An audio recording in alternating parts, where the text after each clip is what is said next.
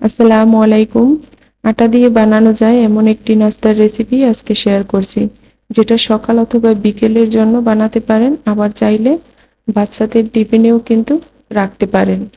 তা আমি এখানে 2 কাপ পরিমাণ আটা দিয়ে দেব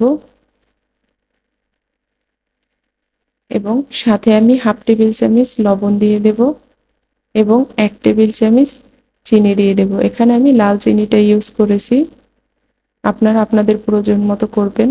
এবং সাথে 1 টেবিল চামচ আমি তেল দিয়ে দিলাম এবং 1 টেবিল চামচ গুঁড়ো দুধ দিয়ে এটাকে আমি খুব ভালো করে একটু মিক্স করে নেব।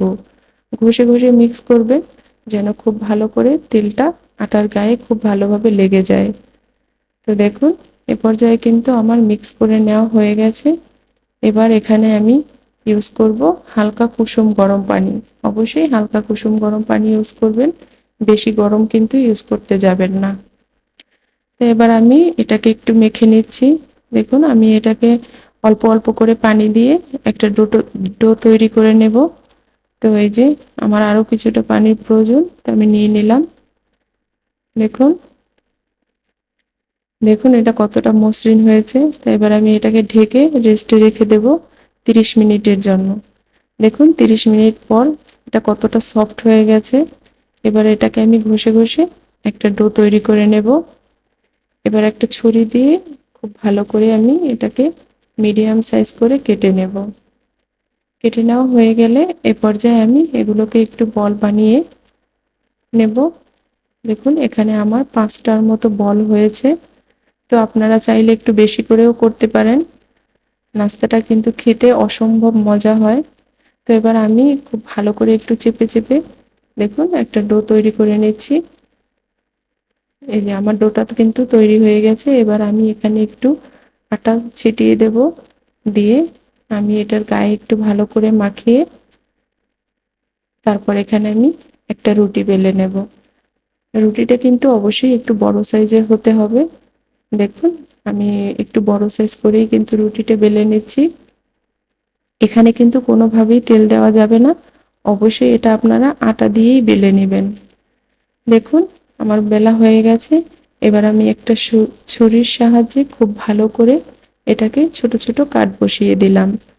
আপনারা আপনাদের মতো ছোট ছোট করে কাট বসিয়ে দিবেন। আমি চেষ্টা করছি যতটা সম্ভব ছোট দেওয়ার জন্য। তো আপনারা আরো ভালো পারবেন অবশ্যই। তো দেখুন এগুলোকে আমি ছোট ছোট করে কিন্তু কাট বসিয়ে দিলাম।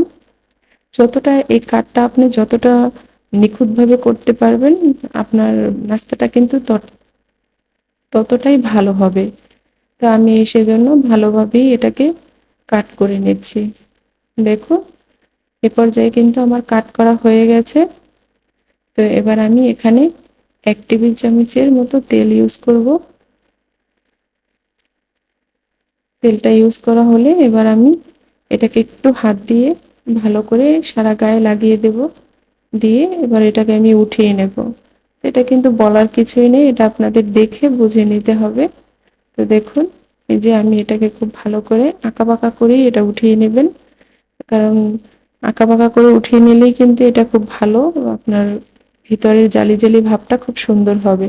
তো এবার আমি এক হাত দিয়ে টানবো, টেনে টেনে অন্য হাত দিয়ে আমি সুন্দর করে গোল গোল করে একটা বলের মতো বানিয়ে নেব। তো আমি দেখুন আমি কিন্তু এটাকে এক হাত দিয়ে টানছি এবং একটা গোল গোল করে বল বানিয়ে নিচ্ছি। এরপর যে আমার বলটা কিন্তু বানানো হয়ে গেছে। এভাবে কিন্তু আমি 5টা যে বল রেখেছিলাম 5টাই আমি এভাবেই করে নেব। তো দেখুন আমার করা হয়ে গেছে। 5টা বলই আমার তৈরি হয়ে গেছে। এবার এটা কিন্তু অবশ্যই বেলতে যাবেন না। এরকম দেখতে পাচ্ছেন আমি কিন্তু হালকা হালকা চেপে চেপে নিচ্ছি। এটা এভাবেই করে কিন্তু বেলতে হবে, আর বেলা যাবে না। এ পর্যায়ে কিন্তু আমরা এবার চুলায় চলে যাব। দেখেই কিন্তু বুঝতে পারছেন এটা কতটা জালি জালি হয়েছে। তা আমি চুলায় একটা প্যান বসিয়ে দিলাম, দিয়ে আমি এখানে রুটিটা বসিয়ে দিব, দিয়ে খুব হালকা করে ভেজে নেব। পাঁচটা যখন একটু ড্রাই হবে তখন আবার উল্টিয়ে দেব। এরকম উল্টে পাল্টে আমি এখানে প্রায় এক পাশ আমি 4 মিনিটের মতো করে ভেজে নিয়েছি। খুব আস্তে আস্তে করে এটা কিন্তু ভাজতে হবে, না হলে ভিতরটা ভালো হবে না। তো দেখুন আমার কিন্তু ভাজা হয়ে গেছে। এরকম করে আপনি কয়টা 5টা বলেই আমি কিন্তু এভাবে করে ভেজে নেব।